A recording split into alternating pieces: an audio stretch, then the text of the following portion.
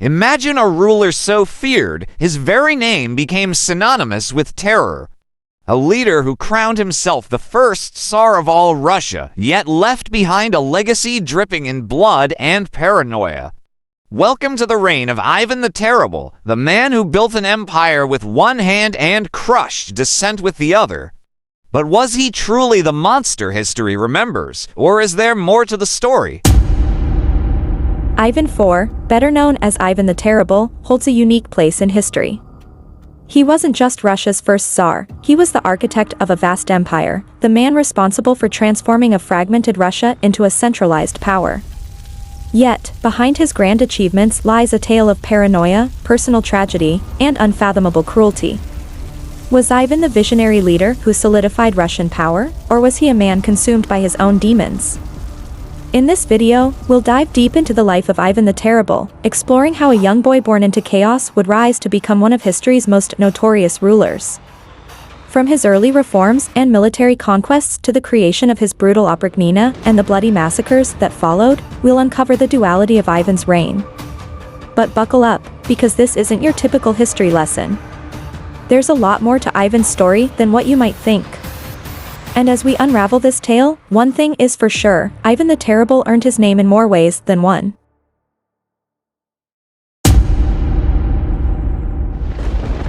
Ivan IV was born into chaos in 1530, a time when Russia was more like a patchwork quilt of warring states than a unified nation.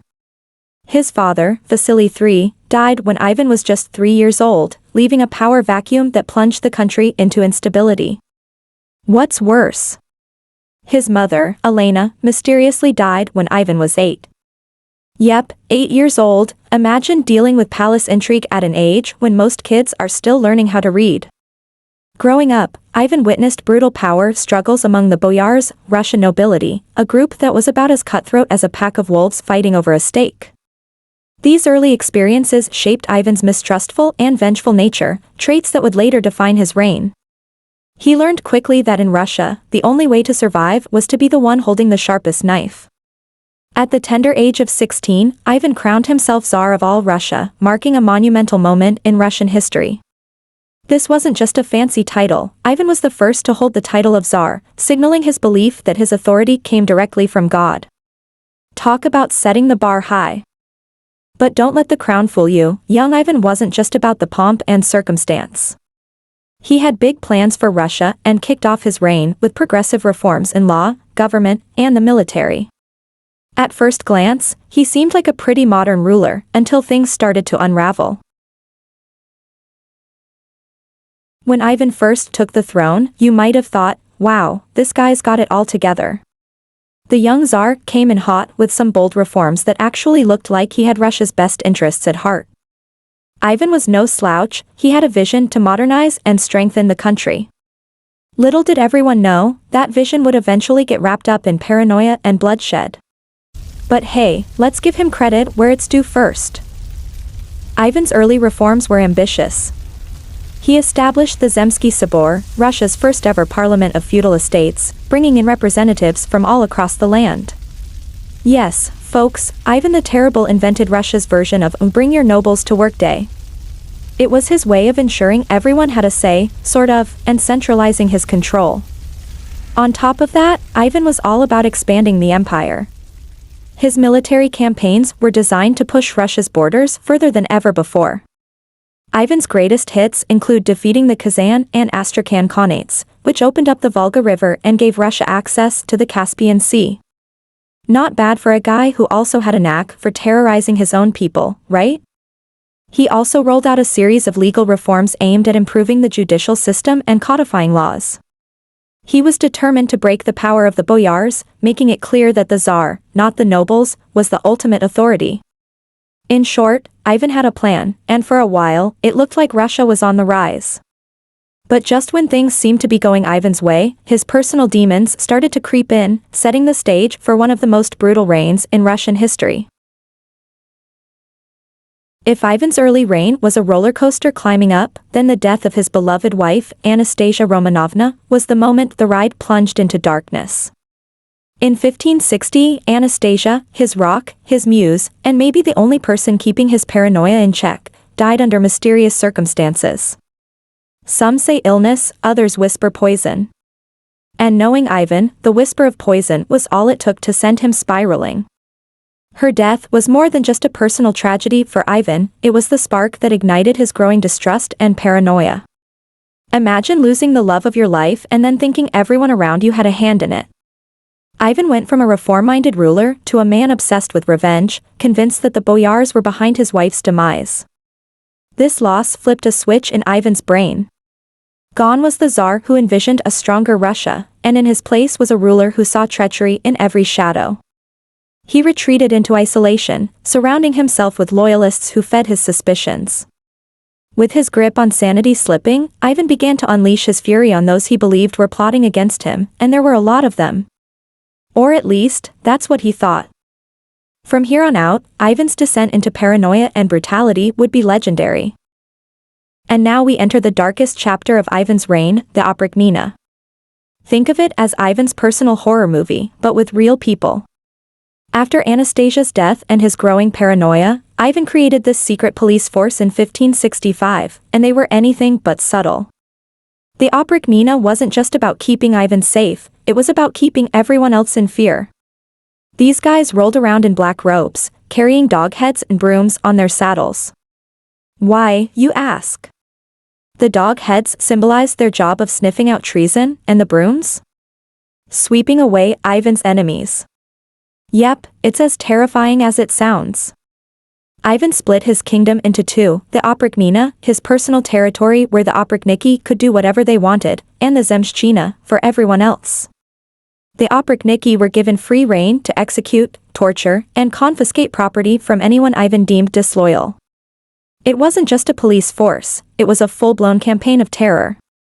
Imagine if Darth Vader had a gang of medieval enforcers, that's pretty much what Russia became under the Oprichnina.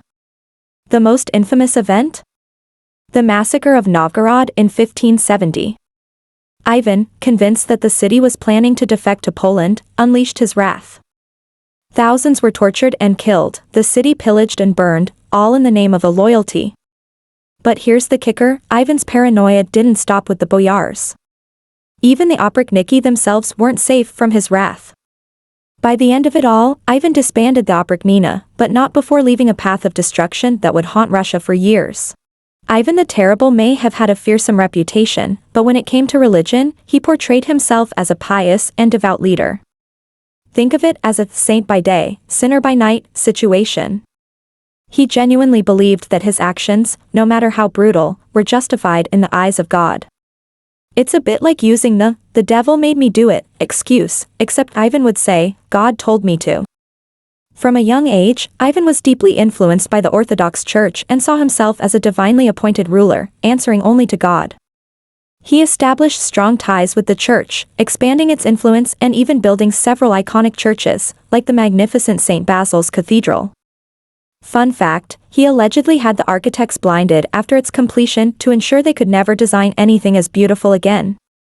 Talk about extreme measures for keeping something exclusive. Ivan believed that his role as Tsar was a sacred duty, which justified his harsh rule and his purges of perceived traitors. He often sought spiritual counsel from religious figures, but the relationship was always on his terms. Those who dared to criticize his actions found themselves either silenced or worse, sent to the execution block. Yes, he really did take holier-than-thou to a new level. Ivan also imposed heavy restrictions on the boyars in religious matters, essentially using the church as another tool in his arsenal of control. And while he sought redemption through prayer and penance, his actions, massacres, tortures, and all, showed that his concept of faith was, shall we say, a little skewed. As the sun set on Ivan the Terrible's reign, the shadows grew longer and darker, much like Ivan himself. The Tsar's final years were marked by personal and political turmoil that only deepened his legacy of fear and paranoia. Ivan's reign hit a new low when he lost his son, Ivan Ivanovich, in a fit of rage. In 1581, during a heated argument, Ivan struck his eldest son with a blow that ultimately led to the young prince's death. Imagine the ultimate family squabble gone horribly wrong. The tragic event was more than just a personal loss, it symbolized the unraveling of Ivan's grip on power and sanity. The death of his son left Ivan with no heir, plunging Russia into uncertainty. His remaining years were marked by erratic behavior, and his reign became a period of paranoia and instability. If Ivan was a bit unpredictable before, now he was off the charts. Ivan's final days were spent in isolation, his once great empire fractured and troubled. His paranoia and brutality had alienated many, and his death in 1584 left Russia in a chaotic state, leading to the Time of Troubles, a period of political upheaval and instability. It's like leaving behind a broken toy and expecting it to magically fix itself. Despite his efforts to consolidate power and expand Russia's borders, Ivan's reign ended in disaster, leaving behind a legacy of fear and brutality. He built an empire and shattered it in one fell swoop. As we close the chapter on Ivan the Terrible, it's clear that this Tsar was more than just a historical figure, he was a walking contradiction. From ambitious reforms and territorial expansion to an era of brutal repression and personal tragedy, Ivan's life was a roller coaster of epic proportions. It's like mixing a visionary leader with a dark villain and then hitting the stir button hard. Ivan's early reforms painted him as a progressive ruler, striving to modernize Russia and solidify its power. But as the years wore on, his personal demons and paranoia overshadowed his achievements. The Oprichnina, his secret police, became a symbol of his reign's descent into brutality, leaving a legacy marked by fear and oppression. Yet, Ivan's story isn't just about tyranny and terror. It's a complex tale of a man who grappled with immense power and personal grief, striving to create an empire but ultimately leaving behind a fractured legacy. His reign reshaped Russia, both in its accomplishments and its tragedies, setting the stage for future rulers and shaping the course of Russian history. So, what's the takeaway? Ivan the Terrible was a paradox, an ambitious reformer who became a symbol of tyranny. His life reminds us that history isn't just a collection of dates and events, but a tapestry of human experiences, triumphs, and failures. Thanks for watching. If you enjoyed diving into the tumultuous life of Ivan the Terrible, don't forget to like, comment, and subscribe for more intriguing historical deep dives. And if you have any thoughts or questions about Ivan or other historical figures, drop them in the comments, we love hearing from you.